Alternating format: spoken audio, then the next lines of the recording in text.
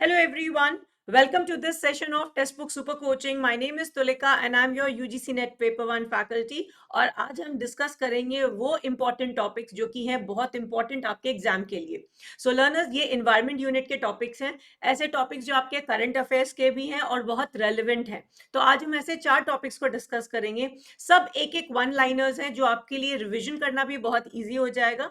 सो इस पूरे सेशन को आखिरी तक देखिए. इस इंपॉर्टेंट सेशन के हर एक पॉइंट को आप समझ सकते हैं कि आपके क्वेश्चन में कन्वर्ट हो सकता है. सो काफी सारे चांसेस हैं कि इस टॉपिक में जो आज हम कवर कर रहे हैं इनमें से आपके आने वाले एग्जाम में क्वेश्चन जरूर आएंगे. Right, so we'll be starting the session.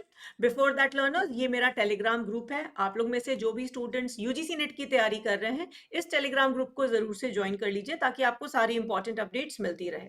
साथ ही साथ लर्नर्स, ये मेरी क्लासेस के टाइमिंग्स हैं एंड इस सेशन को लाइक, शेयर और चैनल को सब्सक्राइब जरूर से कर लीजिए सो दैट आप कोई भी इंपॉर्टेंट अपडेट मिस ना करें.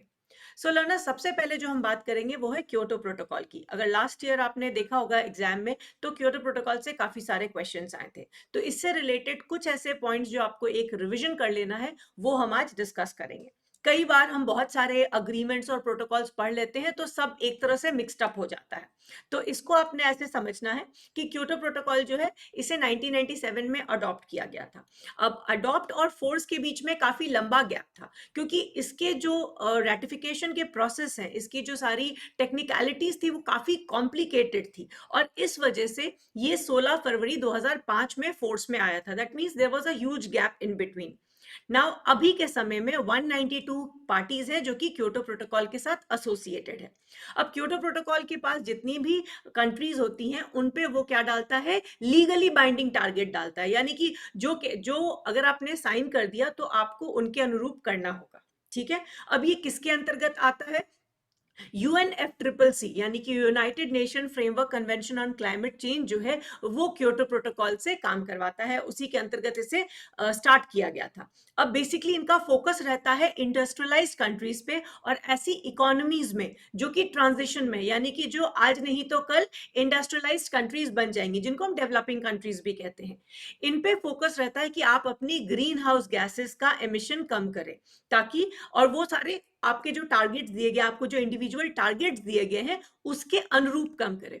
अब क्योटो प्रोटोकॉल में एक ये बात है कि टारगेट दिए जाते हैं, वहीं पेरिस अग्रीमेंट में टारगेट जो कंट्रीज हैं वो अपनी तरफ से देती हैं. तो क्योटो प्रोटोकॉल को हम टॉप डाउन अप्रोच भी कहते हैं.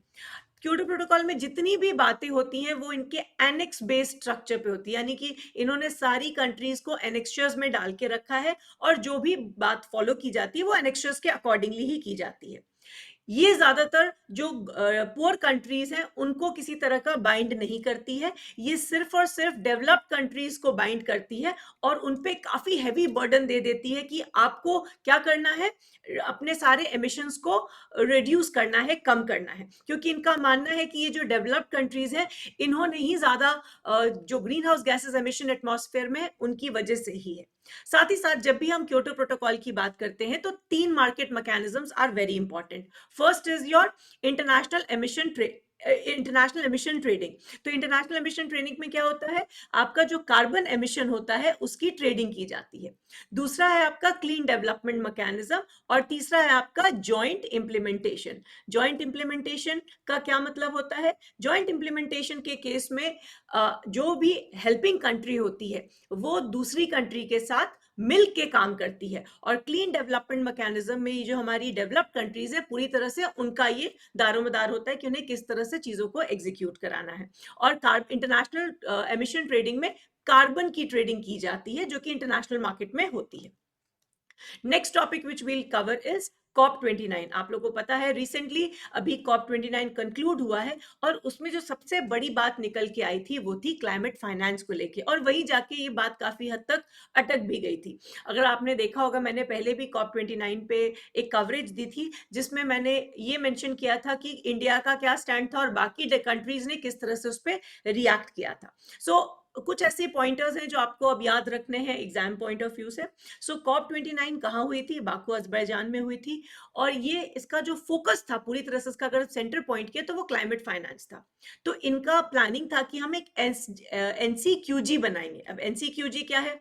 NCQG है आपका एक नया न्यू कलेक्टिव क्वांटिफाइड गोल, ठीक है। तो यानी कि वो काउंट करने वाले ऐसे गोल्स को बनाएंगे जो कि वेग नहीं होंगे, उनको आप नंबर्स में कन्वर्ट कर सकते हो। तो न्यू होगा, सबके साथ मिलके होगा, कलेक्टिव होगा, और क्वांटिफाइड गोल होगा, जिससे फाइनेंशियल रिसोर्सेज को हम मोबिलाइज कर सकते हैं, ठीक है। सो ये देखते हैं कि इंडिया का क्या फॉर्म है, इंडिया का क्या कॉन्ट्रीब्यूशन है और कमिटमेंट है COP29 को लेके। तो जो नेट जीरो टारगेट है उसमें इंडिया ने कहा है कि भाई हम कोशिश करेंगे कि हम जो एमिशन है उसको बिल्कुल जीरो पे कर दें 2070 तक, ठीक है, जो कि हमारे पेरिस अग्रीमेंट के लाइंस पे चल रहा है।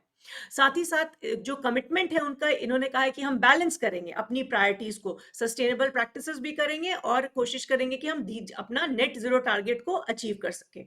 तो 2070 तक इंडिया का टारगेट है नेट जीरो एमिशन का। दूसरी बात, रिन्यूएबल लीडरशिप की। रिन्यूएबल एनर्जी में as it is India is doing very well, और इंडिया ने कहा है कि भाई हम आने वाले समय में अपना 500 गीगावाट का जो टारगेट है वो पूरा करेंगे, यानी कि 2030 तक जो हमारी रिन्यूएबल एनर्जी से एनर्जी निकलेगी वो करीब 500 गीगावाट होगी, ठीक है। So Indian international solar alliance में भी इंडिया का काफी बढ़ चढ़ के कंट्रीब्यूशन रहा है। अगर हम एनडीसीज की बात करें, जिसको हम पेरिस अग्रीमेंट में भी डिक्लेयर करते हैं, तो नेशनली डिटरमाइंड कंट्रीब्यूशन, इसको भी इंडिया ने अपडेट किया है और इसके जो गोल्स है उसको और एम्बिशियस कर दिया है, जिसमें ये मान के चला जा रहा है कि 45% हमारी कार्बन इंटेंसिटी रिड्यूस होगी बाय 2030, और करीब 50% हम अपनी एनर्जी नीड्स को सोर्स करेंगे रिन्यूएबल एनर्जी पे। मतलब जो हमारा डिपेंडेंस होगा रिन्यूएबल एनर्जी पे उसको हम करीब 50% तक कर लेंगे 2030 तक। Another important point which you all need to remember is, India ने लाइफ को प्रमोट किया। ये लाइफ का फुल फॉर्म क्या है? लाइफ जो है it is lifestyle for environment, ठीक है। LI इज लाइफस्टाइल और FE इज फॉर एनवायरमेंट। तो अगर इसका फुल फॉर्म पूछता है और ये किसके साथ एसोसिएटेड है, तो ये है COP29 के साथ एसोसिएटेड। तो life is lifestyle for environment, इस पे भी इंडिया ने बहुत बढ़ चढ़ के इस इनिशिएटिव पे एडवोकेट किया है और ये कहा है कि किस तरह से हम अपनी सस्टेनेबल प्रैक्टिसेस के माध्यम से एनवायरमेंट की तरफ रिस्पॉन्सिबल हो सकते हैं।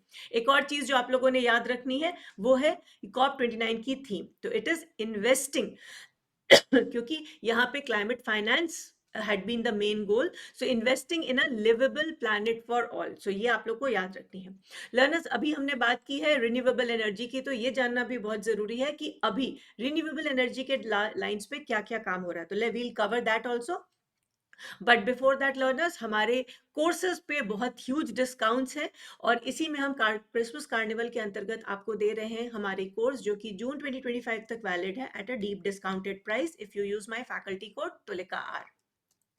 एंड लर्नर्स, एक एडिशनल स्पेशल ऑफर है जिसमें आपकी पढ़ाई भी हो जाएगी और आपको पूरे पूरे पैसे वापस हो जाएंगे।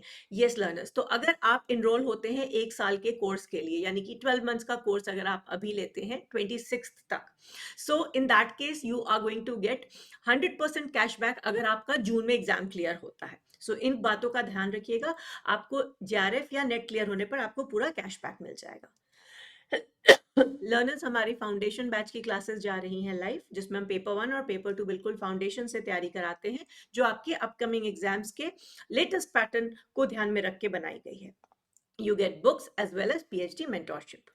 So learners, another very important point which we'll understand is SDG. SDG आपने 17 goals, targets, publications वो सब तो हमने कर लिया है, इसके अलावा क्या important हो सकता है?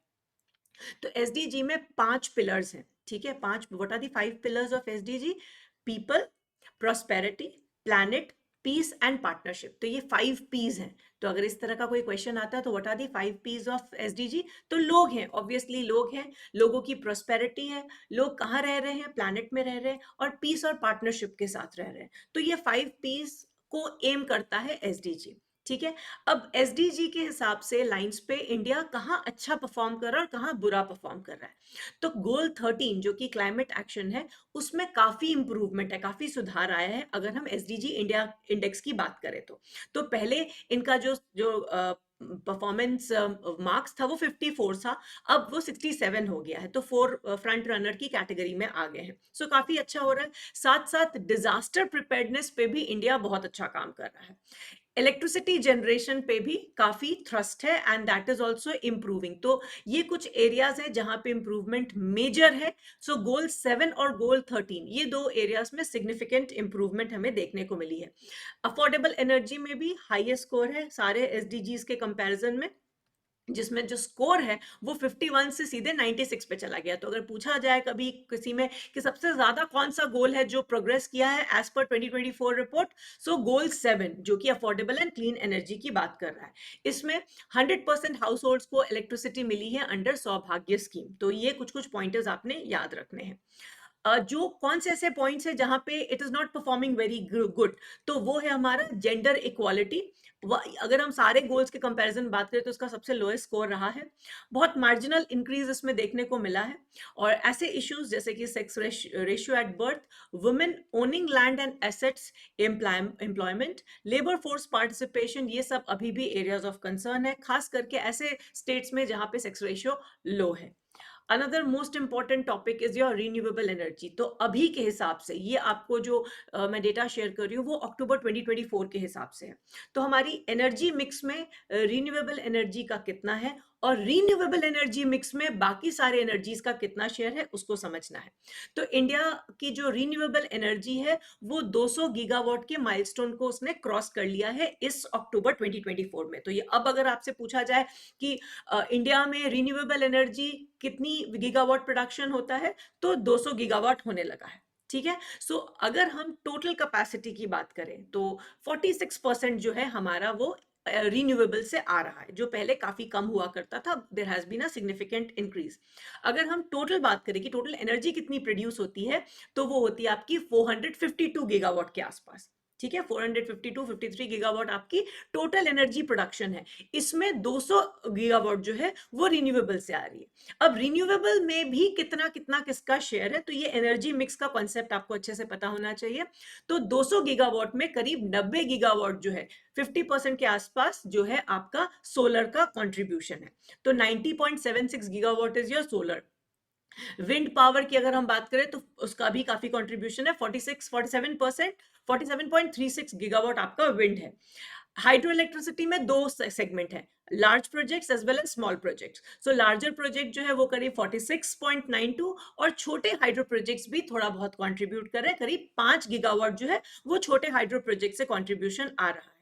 बायो पावर जिसको हम बायो एनर्जी कहते हैं, वहां से भी करीब 11.32 गीगावाट कंट्रीब्यूट हो रहा है। सो ये सब मिल के बनाते हैं 200 गीगावाट, और जो पूरी हमारी इलेक्ट्रिसिटी प्रोडक्शन है वो करीब 452 गीगावाट्स की है। तो करीब 45%, 46% जो है हमारा रिन्यूएबल एनर्जी का शेयर हो गया है इन द एनर्जी मिक्स। तो ये बहुत इंपॉर्टेंट है और ये अक्टूबर 2024 के अकॉर्डिंग है।